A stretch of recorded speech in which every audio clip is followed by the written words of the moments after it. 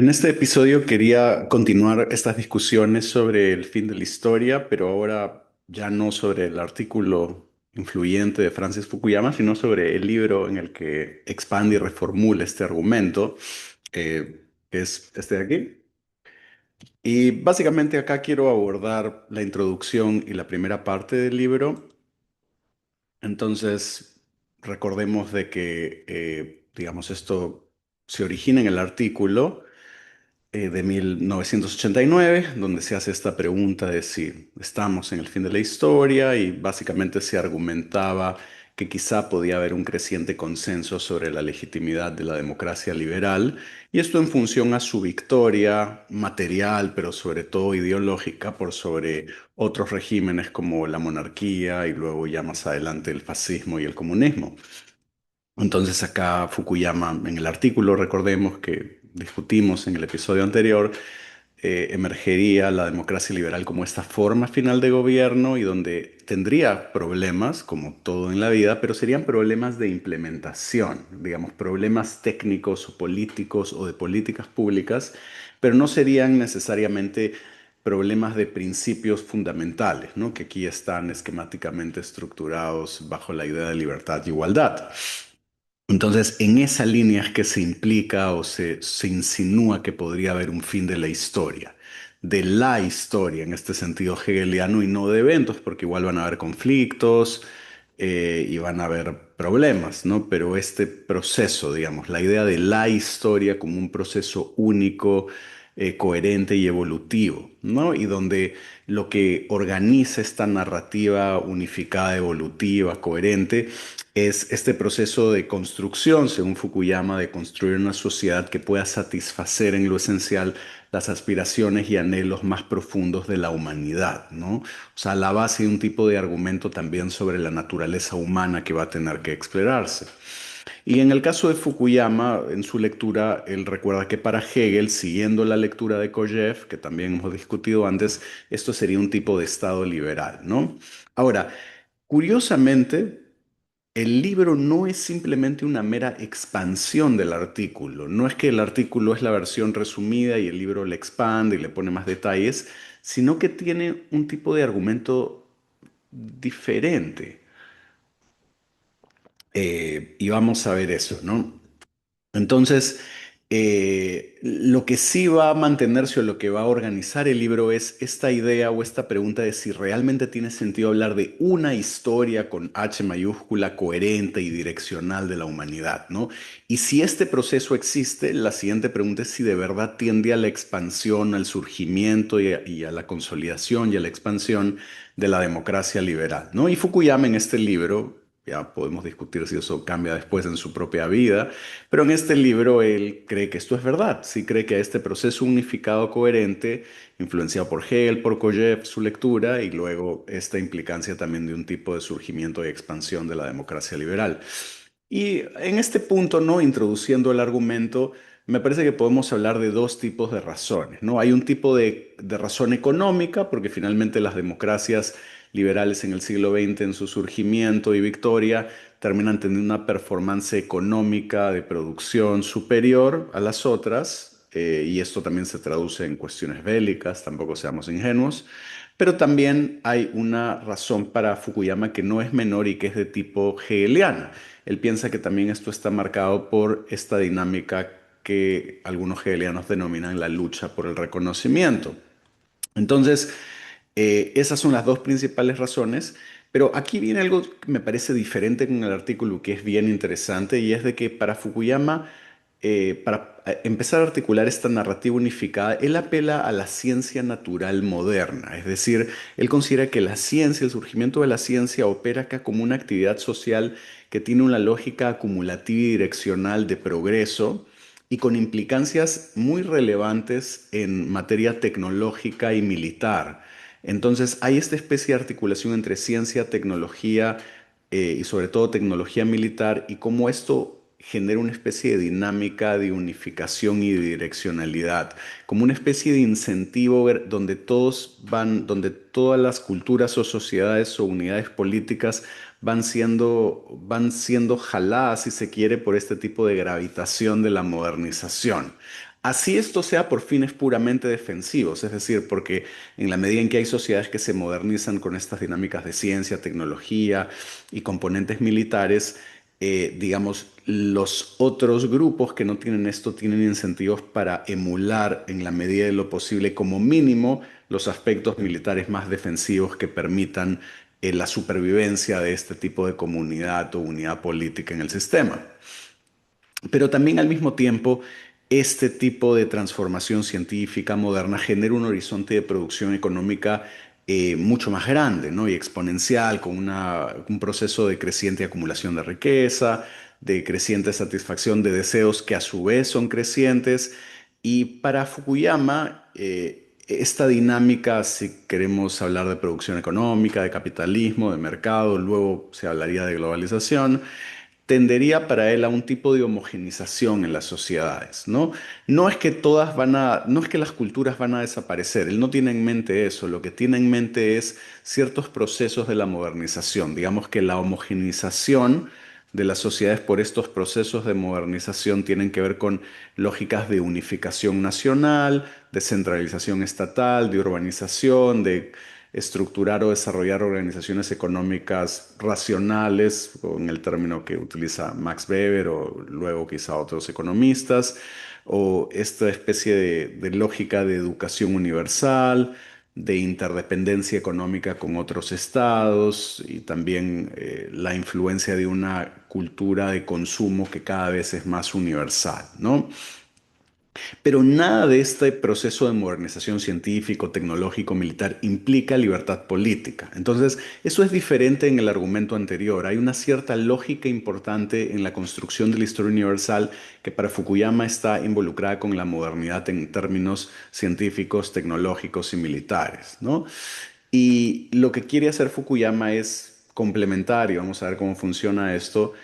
con una lógica hegeliana que va a enfatizar que el ser humano no sería puramente un animal económico o materialista, ¿no? En las teorías de la acción o de los individuos o de la agencia más materialistas de las ciencias sociales, sino que también para él primaría y tendría un potencial no solamente explicativo, sino ontológico, es decir, que no solamente heurístico, sino que de verdad para él da cuenta de una cuestión profunda en la naturaleza humana. De este tipo de dinámica que hemos llamado antes la lucha por el reconocimiento. Entonces, básicamente acá Fukuyama quiere enfatizar a su manera, de una manera mucho más simplificada, la idea de que los seres humanos no solamente persiguen necesidades básicas o materiales o inmediatas como alimento, agua, techo, supervivencia, aunque esto también se va reestructurando y reformulando de manera social, cultural, histórica, Hegel también sería consciente de esto, sino que además, siguiendo a Kojev y al Hegel de Kojev, Fukuyama diría que también los seres humanos quieren o desean el deseo de los otros seres humanos, que quieren ser reconocidos y que quieren ser reconocidos como seres humanos con un cierto valor o dignidad, ¿no? Entonces, esto, como digo, sí a su manera, acá Fukuyama, la lectura de Kojev, de la fenomenología del espíritu, que hemos discutido en otros episodios antes, que se pueden revisar, bajo la idea de que acá se expresa algo importante al ejemplificar esta especie de estar dispuesto a dar la vida, de luchar a muerte en función a ciertos anhelos, principios, deseos o fines. Pero Fukuyama acá hace algo diferente y es asociar este deseo por el reconocimiento con el timós de Platón, con esta parte irascible del alma, tal y como Platón la desarrolla. Y entonces para Fukuyama es importante esto, ¿no? Esta tripartición que se desarrolla en la República de Platón, porque vamos a ver cómo él cree de que hay algo de la parte apetitiva de los deseos del alma platónica que se conecta bien con la economía capitalista en un sentido básico de satisfacer deseos. Y luego hay esta parte racional, pero que aunque Platón la conecta más a la filosofía, me parece que Fukuyama acá la interpreta con este tipo de cálculo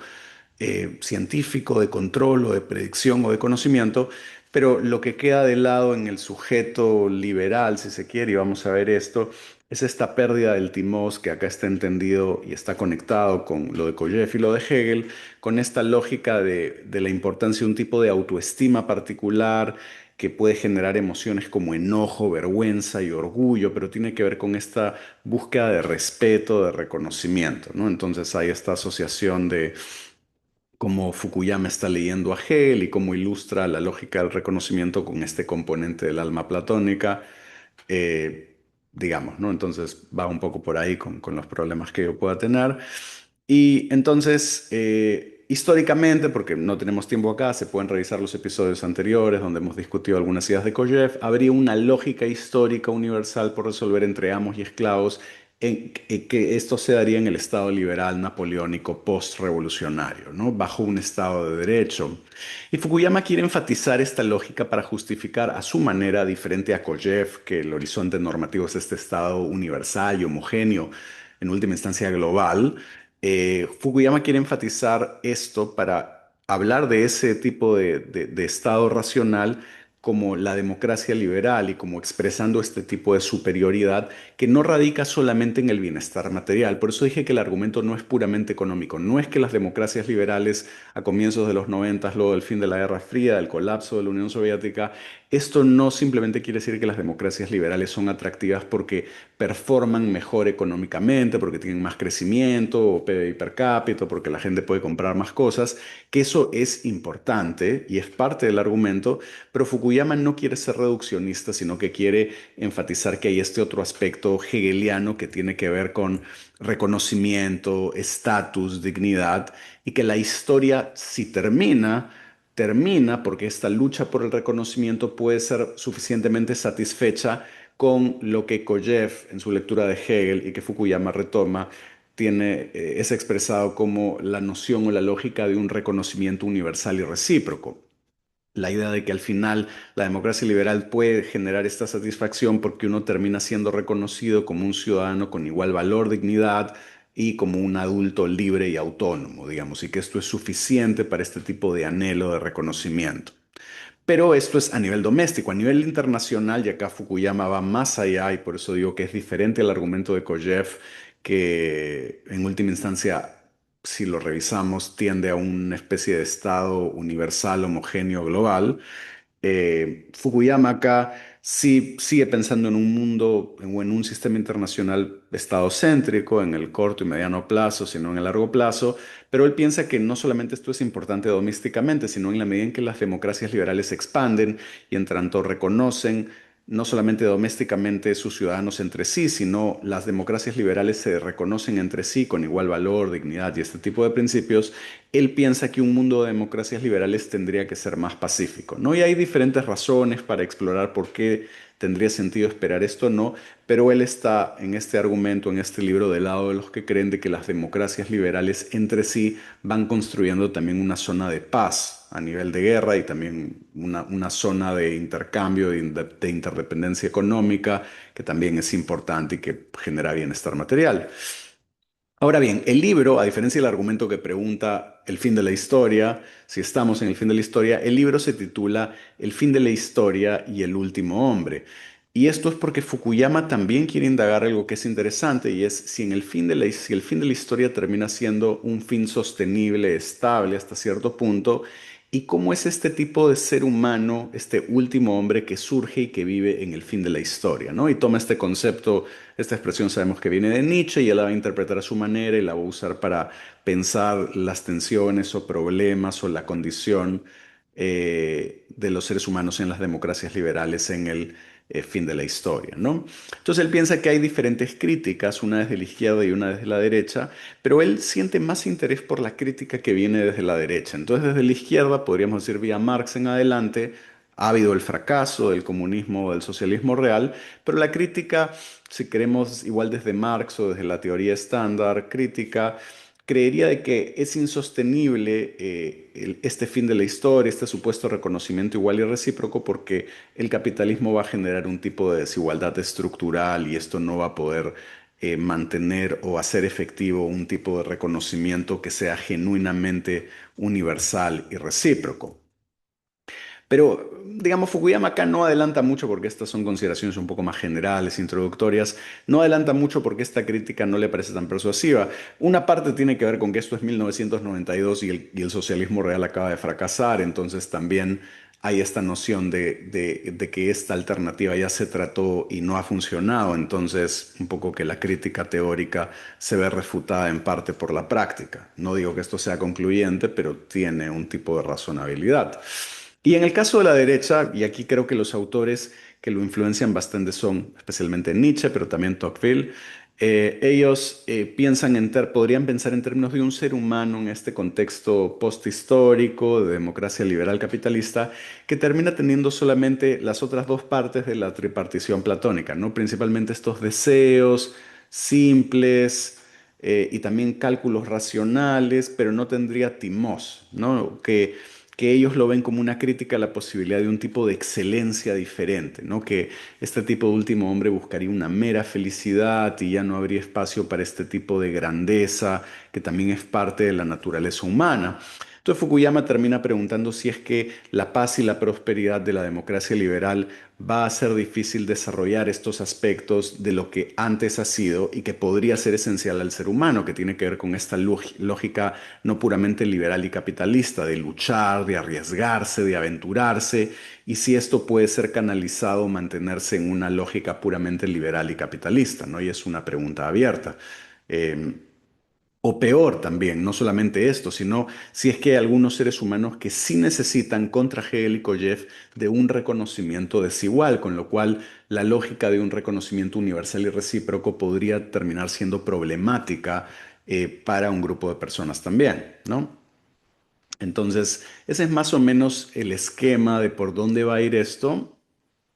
Y para un poco introducir esto, lo que hace Fukuyama es rescatar de cómo el siglo XX empieza, sobre todo de la Primera Guerra Mundial, con este rechazo o este fracaso o este desencanto pesimista sobre las creencias optimistas del siglo XIX sobre la expansión de la ciencia y la democracia, expandiendo bienestar y libertad, ¿no? Y cómo esta gran guerra termina poniendo en cuestión a la modernidad y a la civilización occidental, en la medida en que la ciencia moderna termina creando armas de destrucción masiva, como la política moderna termina creando el totalitarismo. Esto ya no solo en la Primera Guerra Mundial, sino como esto se ve en la Segunda Guerra Mundial y en la Guerra Fría, como hay múltiples genocidios, la experiencia de una guerra total, industrializada, el desarrollo de armas nucleares, eventualmente ya el reconocimiento de que puede existir una insostenibilidad ecológica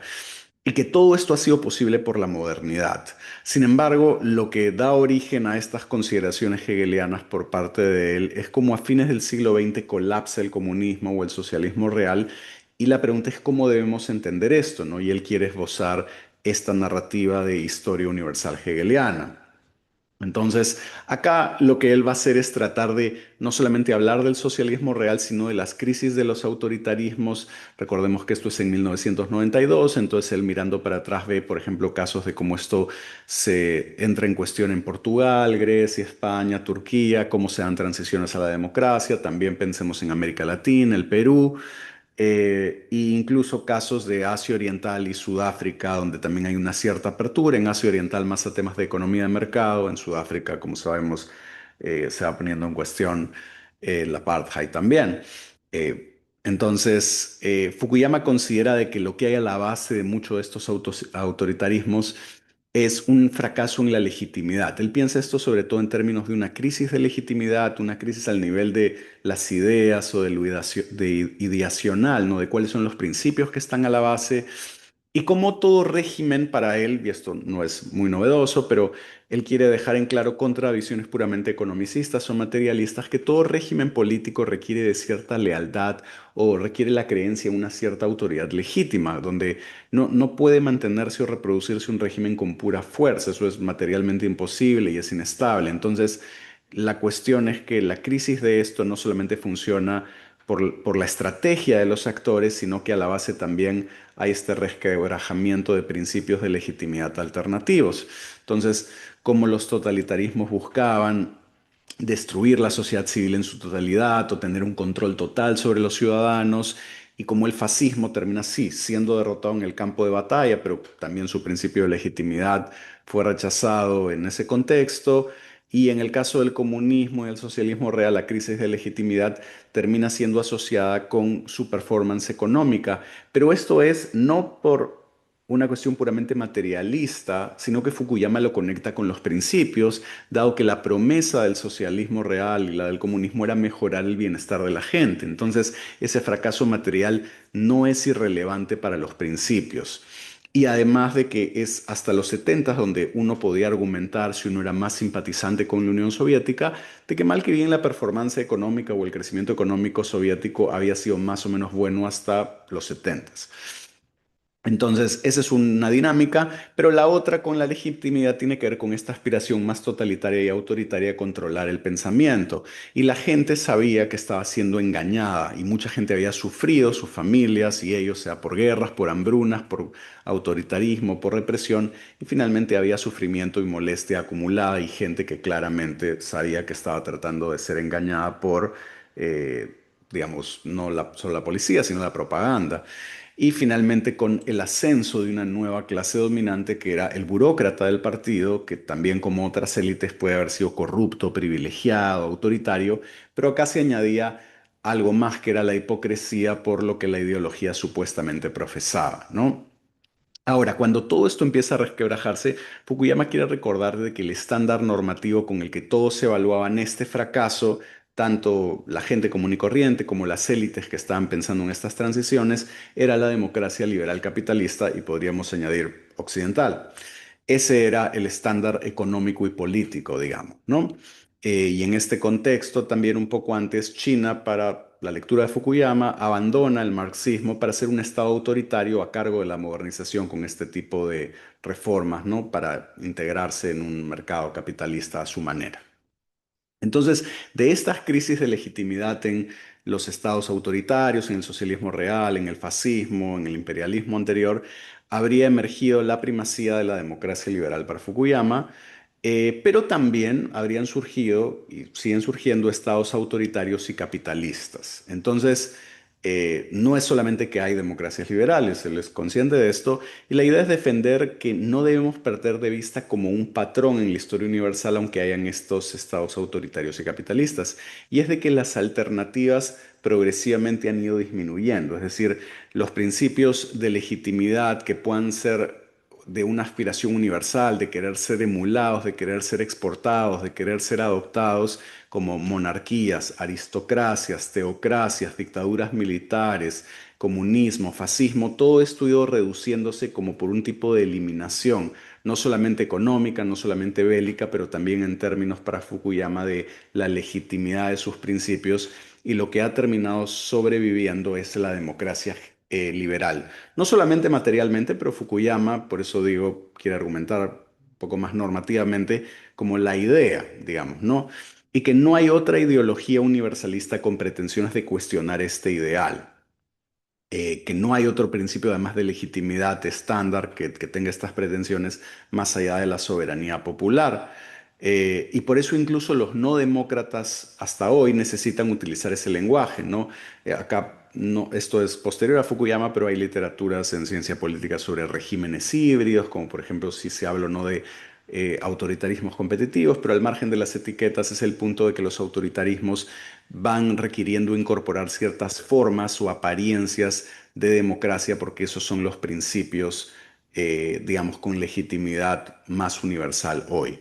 Ahora, Fukuyama reconoce que el Islam sí ofrece un tipo de alternativa universalista en con cómo piensa a grandes rasgos en su diversidad el poder político y en el hecho de que es nominalmente abierto a cualquiera. Pero acá Fukuyama parece ser más como culturalmente escéptico de que el Islam en los 90, si podemos ver cómo esto se da más adelante, pueda generar adherentes en regiones que históricamente no han sido musulmanas. Entonces, no hay un ejemplo claro acá, pero podríamos pensar, digamos, de que en teoría América Latina podría volverse musulmán porque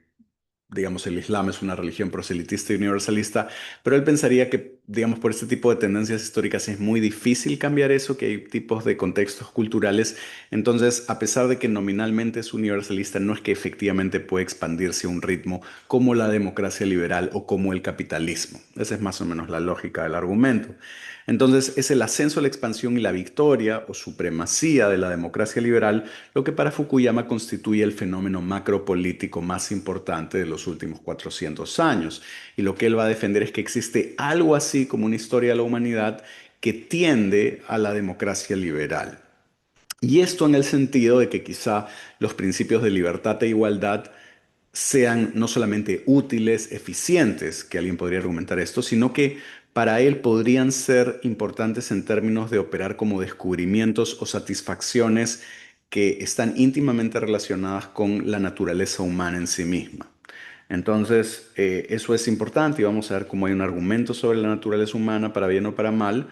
y cómo hoy por hoy en las democracias liberales no se imaginan otra alternativa. Esto obviamente hay que pensar en el contexto de 1992, pero de ahí podemos extenderlo hasta hoy. Es decir, pueden haber críticas sobre si redistribuimos mejor la economía, si construimos infraestructura acá, si la política educativa de salud o ambiental debe ser diferente, pero se ven como problemas para Fukuyama técnicos, tecnológicos, de política pública, de reformas legales o de administración, pero no como una crítica para instaurar algo diferente, como transformar radicalmente el régimen político y los principios de legitimidad o de soberanía.